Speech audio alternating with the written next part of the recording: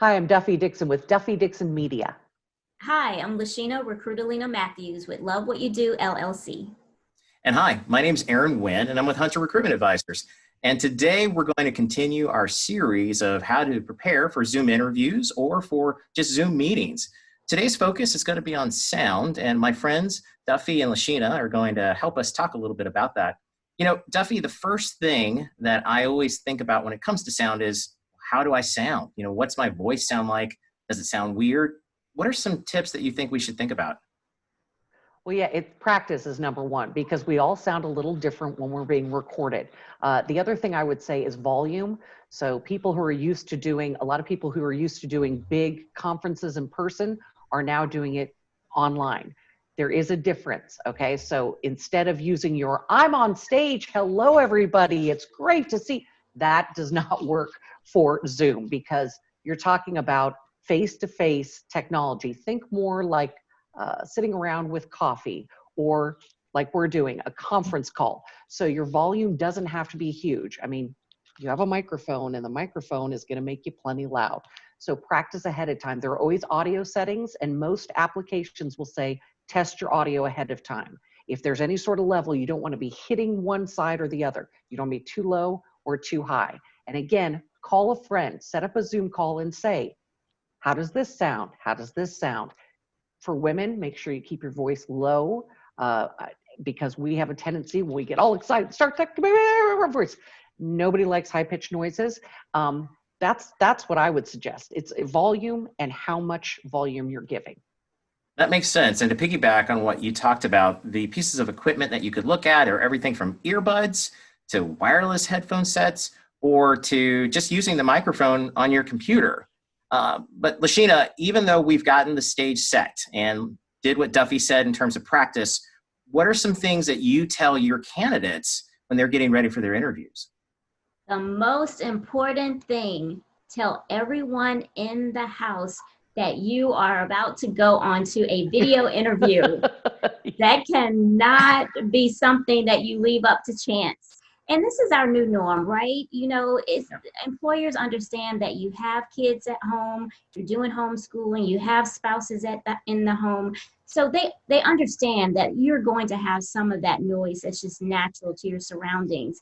But for the sake of your focus, make sure that you let everyone know that you're about to do a video interview so that you don't have any unexpected people to come that are not fully clothed that are around you during this interview time. So it's really important to make sure you have a dedicated space that you can have the video interview so that you can be as focused as possible so that you can really present yourself as best as you can. Well, one more piece that I know that we're trying to work on, even as we're doing these videos, is kind of a pitch and catch of letting the person talk before you come back. Duffy, if you don't mind, why don't we give them kind of an example of what pitch and catch looks like? You mean like what we do when we normally talk to each other on a Zoom call? Because you and I are notorious for this. We're talkers, right? We know each other well enough. See that? So we're just going to talk over each other and we clip each other's sentences. And then I keep talking. When you talk, I don't hear the beginning of your sentence. So as awkward as this feels, we're going to go ahead and wait for each other to finish our sentences because this technology, you'll notice like when you use your hands, there's a delay. There's the same delay with audio. So if you're going to use Zoom properly, it's going to feel a little weird. But Aaron, how's the weather where you are? It's looking up. I think it's going to be a great day. You know, I was really worried it was going to rain, but it's looking sunny here too. How about you? Not too bad. I'm excited. Okay, that feels a little weird, right? A little bit. Okay, but it sounds so much better. And especially if you're doing a call with lots of people, you really want to make sure that you don't step over each other. And the last tip, and I know everyone hears it and nobody does it, I want you to mute yourself if you're not talking. Everyone do it with me. Go to the usually the lower left. You'll see the microphone and hit.